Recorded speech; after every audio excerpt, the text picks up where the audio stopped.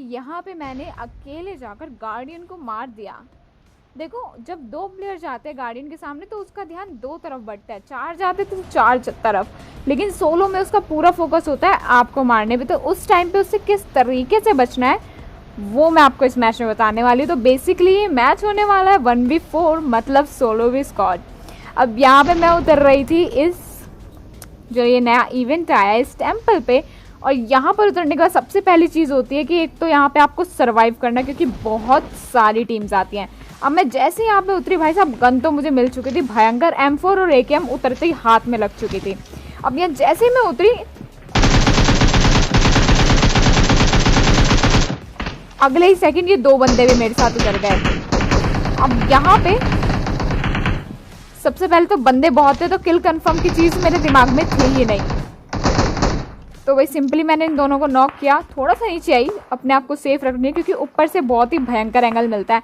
और हाँ, अब मैं एक बहुत ज़रूरी चीज़ बता दूँ, जब भी आप इस टेम्पल पे उतरो तो छत पे कभी मत उतरना, क्योंकि वहाँ पे गन्स नहीं मिलती हैं। तो कोशिश करो नीचे उतरने की। अब ये जैसे ही नीचे कूदा, मैंने इसको नॉक करा, और इसका जो दूसरा टीममेट था वो ऊपर था, उसने शायद मुझे अभी तक तो स्पॉट नहीं किया था, लेकिन हाँ अब वो मुझे स्पॉट कर चुका होगा। अब जैसे ही मैंने इसको नॉक किया, मैंने इसको थोड़ा डैमेज दिया कि ये फिनिश हो जाए।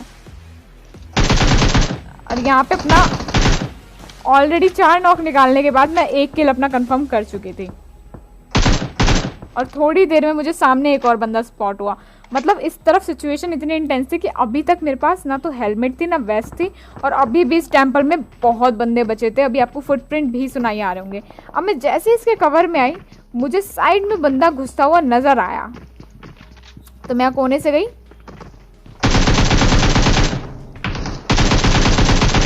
इसको डाउन किया, और अभी भी मेरे पास हेलमेट वेस्ट नहीं था। तो खैर कोई दिक्कत नहीं, ये अंदर आया, थोड़ा सा डैमेज, और फिर इसको भी डाउन, और तुरंत किल कंफर्म भी। मुझे मेरे पहले के किल्स भी मिल चुके थे। यहाँ पे अभी तक मेरे टोटल हो चुके थे 6 किल्स, और अभी भी यहाँ पे बंदे ख़त्म नहीं हुए थे, लेकिन एमओ बहुत ही लिमिटेड बची थी इस वक्त मेरे पास। तो अभी बेसिक मेरी जो रिक्वायरमेंट थी वो थी मेरी एमओ की। तो मैं सबसे पहले तो अपने लिए एमओ ढूंढने लगी। जितनी भी मैंने क्रेट मारी थी उनके पास मैंने एमओ ढूंढने के लिए थोड़ा सा ढूंढ ही रही थी कि इतने में मुझे ऊपर और भी बंदों की साउंड आने लग गई। तो फाइनली थोड़ी तो मुझे यहाँ पे 5 की एमओ मिल चुकी थी। अब कुछ ही देर में ये टेम्पल भी उड़ने वाला था, गार्डियन से भी लड़ना था, और डर इस बात का भी था कि भाई साहब वेस्ट नहीं थी, हेलमेट तो अभी मिला जस्ट, बट यहाँ पे अभी और भी बंदे हैं, क्या मैं यहाँ पर वो फाइट निकाल पाऊंगी, गार्डियन तक पहुँच पाऊंगी। भाई ये बंदा मैं बहुत ईजी डाउन कर देती, लेकिन पिकअप के चक्कर में एम ही मेरा पूरा हिल गया। खैर अब यहाँ पे और कोई ऑप्शन नहीं था, मैंने सीधा ऊपर गई, मैंने देखा सामने जाकर कि भाई एक बंदा नॉक पड़ा है। मैं इसका किल चुराना चाहती थी, लेकिन वो मुझे नहीं मिला।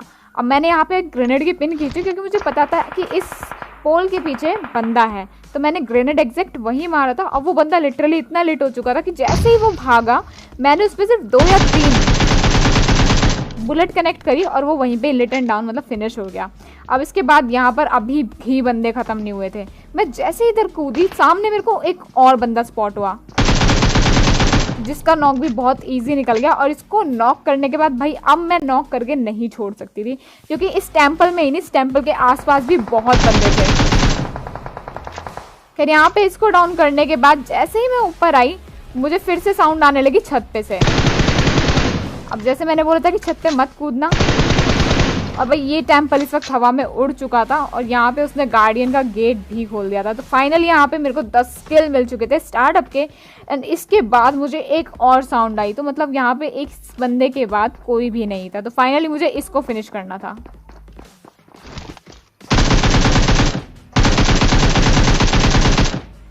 एंड बस यार, इसके बाद पूरा टेम्पल जो था 11 किल के शगुन के किल्स के साथ फिनिश हो चुका था सब कुछ। यहाँ पे सिर्फ यहाँ क्रेट्स थी, और नीचे से तो कोई बंदा ऊपर आने से रहा, क्योंकि टेम्पल हमारा ऑलरेडी हवा में उड़ चुका था। तो इसके बाद मैंने बेसिक सारी पहेलियाँ सुलझाई, लूट ली, ताकि गार्डियन से फाइट ले पाऊँ। और बस उसके बाद मैं अपना रास्ता बदला, और अच्छी खासी तो नहीं, लेकिन हाँ लिमिटेड एमओ थी मेरे पास, कि मुझे इतना तो पता कि यार दिक्कत हो सकती है, क्योंकि गार्डियन बहुत एमओ खाता है। खैर यहाँ पर मैं अंदर आई, और मैंने फिर उसके बाद गार्डियन को बुलाने के लिए पूरी तैयारी करनी शुरू करी। तो तैयारी में मैंने क्या क्या करा, पहले तो मुझे अंदर आते ही 2 गैस कैन दिख गई, तो मैंने सोचा कि चलो गैस कैन रखते हुए, गैस कैन का डैमेज भी अच्छा खासा होता है। तो यहाँ पे मैंने एक गैस कैन उठाया, दूसरा गैस कैन उठाया, दोनों को मैंने वहाँ पे रख दिया जहाँ से गार्डियन निकलता है, ताकि मैं इनके ऊपर फायर करूँ, ये फटे और गार्डियन को अच्छा खासा डैमेज मिल जाए, क्योंकि एमो मेरे पास इस वक्त कुछ खास थी नहीं। तो मैं करने वाली हूँ गेम का साउंड थोड़ा कम, और इसके बाद आपको दिखाऊंगी कि भाई किस तरीके से आप गार्डियन को अकेले जाकर भी बहुत ईजी मार सकते हैं बिना उसका डैमेज लिए। खैर अब मैं जैसे ही आई भाई फायरिंग शुरू। अब जो बेसिक चीज़ होती है कि गार्डियन जो होता है अपने हाथ जिस तरफ फेंक रहा है आपको बस उधर ही नहीं रहना है। देखो जैसे इसने मेरी तरफ हाथ फेंके मैं दूसरे साइड पे चली गई, उसने इधर फेंके मैं इस तरफ चली गई यहाँ पे। और देखो एक चीज़ और कि ये जो सांप है ना, जो ये सांप छोड़ रही है यहाँ पे इसके आसपास, और ये रेड जो एरिया है ये इसका अपना रेड जोन है, इससे आपको बच के रहना है क्योंकि यहाँ पे पूरी चट्टान निकलती है जो कि बहुत तगड़ा डैमेज देती है। खैर अब इसके बाद जो ये सांप होते हैं ना, मैंने बहुत लोगों को देखा कि वो क्या करते हैं सांपों को मारने लग जाते हैं, एमो वेस्ट करते हैं। तो ये मत करना, सांप जो है आपको नहीं मारेंगे अगर आप उनके अच्छे खासे डिस्टेंस पे हो। अगर आपकी एमो कम पड़ती है तो आप सांपों को मारो, आराम से मारो। अब खैर यहाँ पे सीन था, मैंने सोचा कि यार चलो गैस कैन फोड़ी जाए, काफ़ी डैमेज में अच्छा खासा दे चुकी थी उसको। लेकिन एक चीज़ जो मेरे को पता चले पहली बार भाई, वो तो मैं शॉक हो गई थी, वो ये थी कि जो इसके आसपास पत्थर घूमते हैं वो इसको कवर देते हैं, और मेरी काफ़ी सारी एमो जो थी उन पत्थरों के ऊपर भी वेस्ट हो रही थी। तो मैंने अपना दिमाग रखा कि भाई साहब इसको सिर्फ मारना है तो ऊपर ही मारना है, इसके हेड पे एम लेना है। यहाँ मैंने गैस कैन नहीं मारा तो इसने अपने लिए शील्ड तैयार कर रखी थी। तो आपको ये सब चीज़ें नहीं करनी कि गैस कैन रख देना, रखना है तो थोड़ा आगे रखना है, उसकी एग्जैक्ट पोजीशन पे नहीं रखना है, क्योंकि आप वहाँ पे कोई भी ऐसा जो फूटने वाला सामान है वो नहीं रख सकते सिवाय ग्रेनेड के। तो खैर यहाँ पर जो ये होता है ना, बस आपको इनसे अपने आप को संभालना है, क्योंकि भाई ये डैमेज देते हैं, जो ये हर तरफ चट्टान निकालती है, क्योंकि उस वक्त कोई एरिया बचता नहीं है। और सांपों को मारकर मैंने थोड़ी एमो ले ली ताकि मैं इससे अभी और लड़ पाऊँ। और ये जो भी रोशनी वाला जो गोल घेरा था, यहाँ जाकर मैंने अपनी हेल्थ भी फुल कर ली। अब इसके बाद बेसिक सी चीज़ थी कि इसकी हेल्थ बहुत कम हो चुकी थी, तो यहाँ पे इसको मारना बहुत ईजी हो गया था। पर मेरी एमो जो थी बहुत तगड़ी तरीके से खाली हो रही थी, तो मैंने क्या करा, कुछ एमो बचाई और फिर से एक और सांप मारा। अब इस सांप को आप जिस गन से मारोगे आपको उसी गन की एमो देगा। जैसे मैंने M4 से मारा तो मुझे 5 की एमो मिली।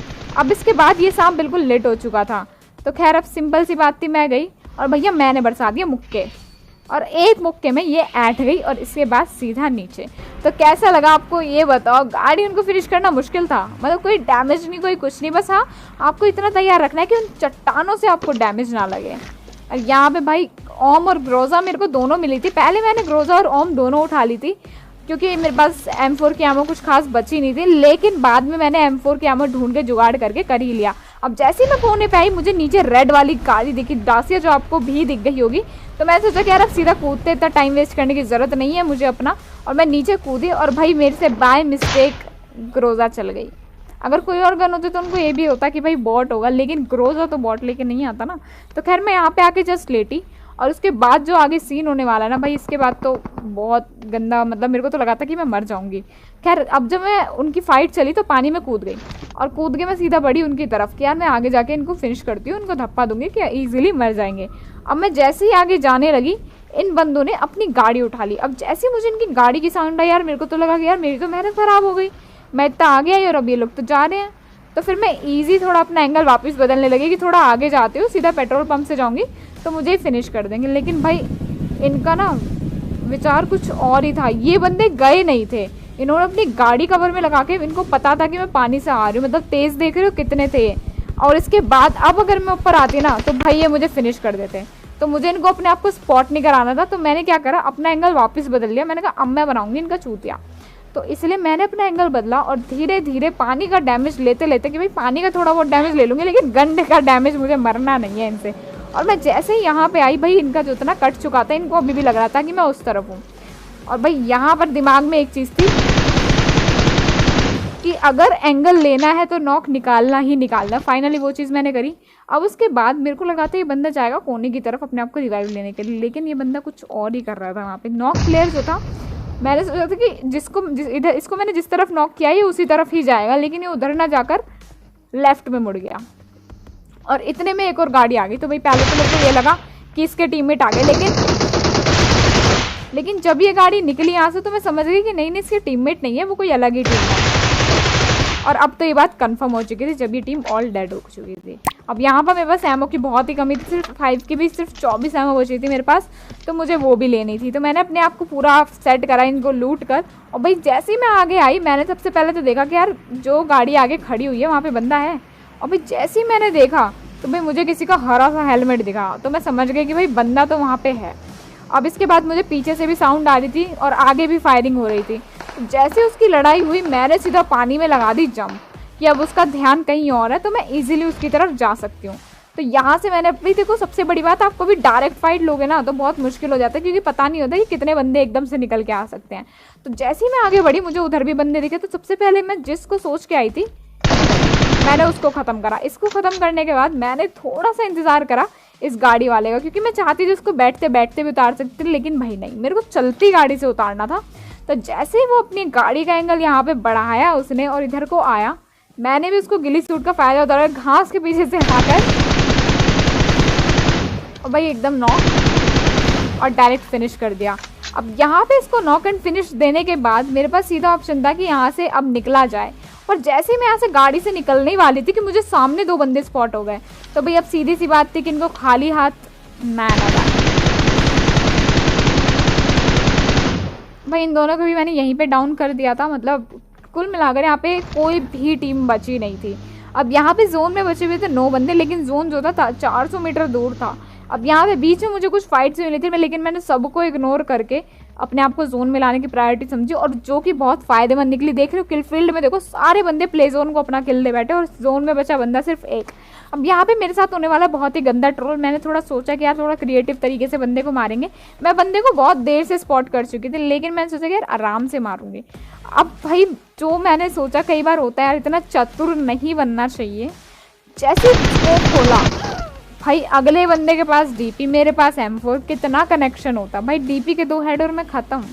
तो एक तरीके से क्या कहूँ, देखो कोई उल्टा नहीं बोलेगा, कोई हंसेगा नहीं मेरे ऊपर कमेंट सेक्शन में, समझ में आई। बाकी ये किल्स देखो, गार्डियन को अकेले मारा है वो भी देखो। तो भाई आ जाते हैं हम मेन चीज़ पे। चैनल